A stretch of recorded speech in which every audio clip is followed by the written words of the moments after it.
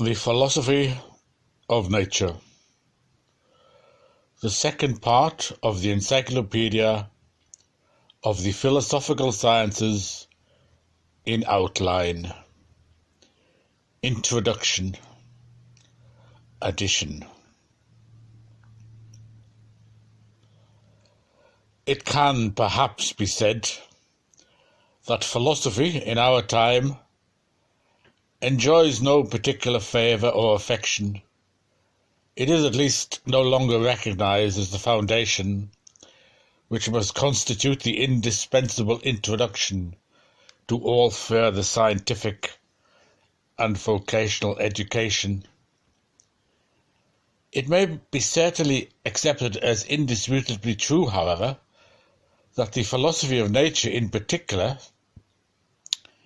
is suffering from a very considerable lack of favour. I shall not concern myself very fully with the extent to which this particular prejudice is justified, although I cannot, of course, entirely overlook this question. Intense stimulation has had the effect that one might have expected,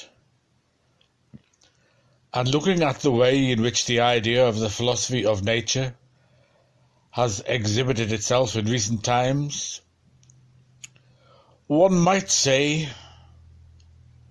that in the first gratification which its discovery has afforded, it has been grasped by fumbling hands instead of being wooed by active reason, and that is, it is by its suitors rather than by its detractors that it has been done to death. For the most part, it has been variously transformed into an external formalism and perverted into a notionless instrument for superficiality of thought and unbridled powers of imagination. The details of the extravaganzas into which death-struck forms of the idea have been perverted do not concern me here. Some years ago I expressed myself more fully on this subject in the preface to the Phenomenology of Spirit. It needs cause no surprise that the more thoughtful view of nature, in which perception has been guided by the idea, as well as the crass empiricism of the external abstract understanding, should have such a procedure, which is as grotesque as it is pretentious.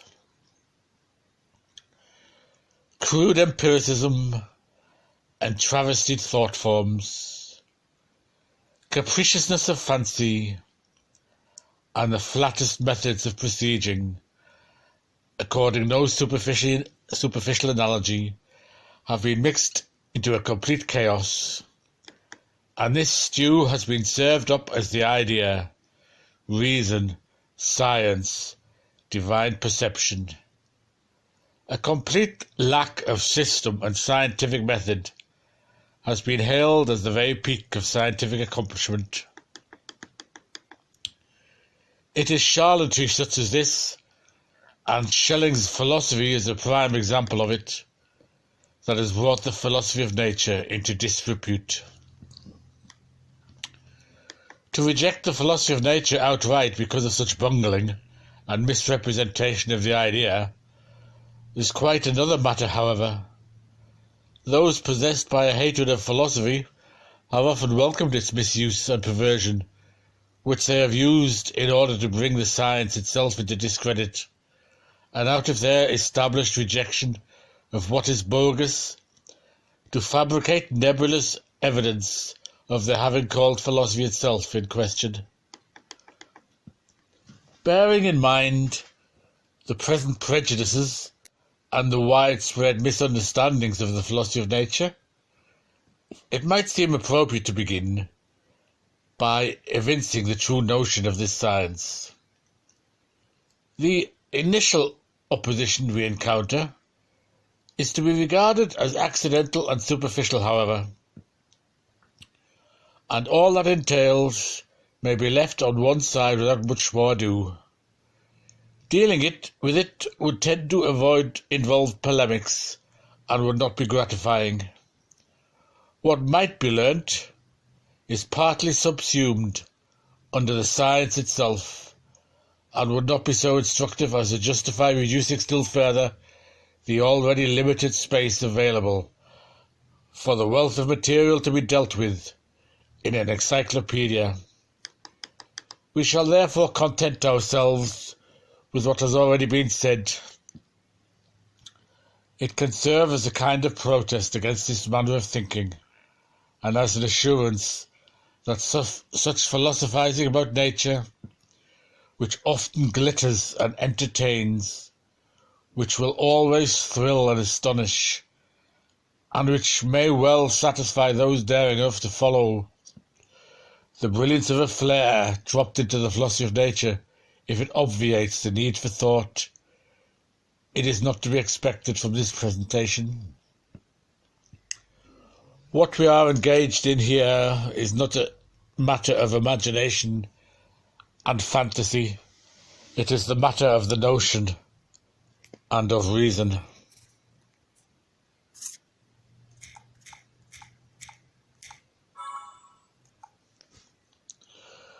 This standpoint does not justify our discussing the notion, determination, manner and method of the philosophy of nature at this juncture.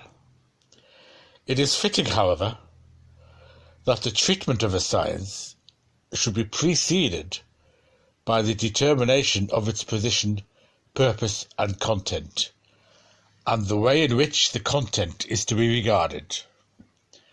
It is unnecessary to counter a perversion of the philosophy of nature once we have defined the notion of the science more precisely.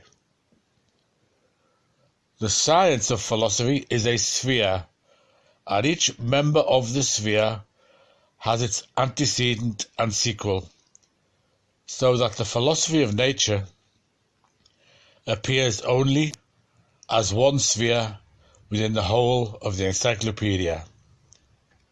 Nature's proceeding forth from the eternal idea, its creation, the proof indeed that there necessarily is a nature, lies in that which precedes it. Here we have to presuppose this as known, in order to determine what the philosophy of nature is. It is convenient that we should separate it from that which determines it. For all determining requires two terms. In the first place, we find it standing in a peculiar relationship to natural science in general. That is to say, to physics, natural history, and physiology. It is indeed physics, but rational physics. And it is at this point of rationality that we have to grasp it, and in particular, to determine its relationship to physics. This procedure might appear to rest upon a novel distinction. At first, the philosophy of nature will tend to be regarded as a new science, and there is no doubt that in one sense it is.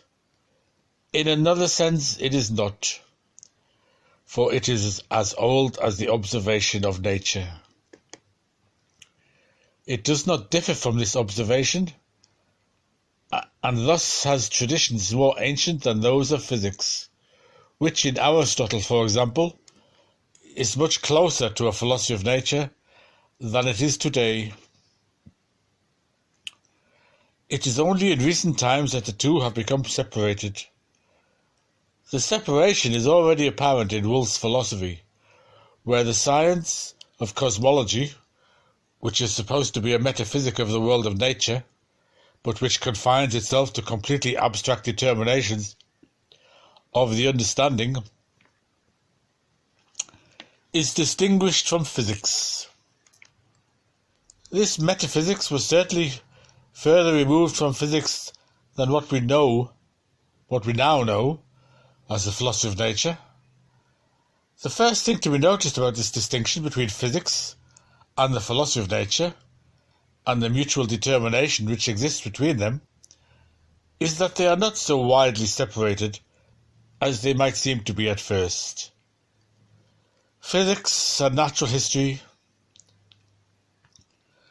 are regarded as eminently empirical sciences, as belonging exclusively to observation and experience, and as therefore opposed to the philosophy of nature, the cognition of nature by means of thought. It has, in the first instance, to be pointed out, however, that empirical physics contains much more thought than it will either realize or admit, that it is in fact better than it supposes, or if thought is considered to be a bad thing for it, and that it is worse than it supposes. Physics and the philosophy of nature are therefore to be distinguished, not as perception and thought, but merely by the nature and manner of their thought. Both are a thinking cognition of nature. We shall first consider the place of thought in physics. This will lead us on to observe what nature is, and our third concern will be the division of the philosophy of nature.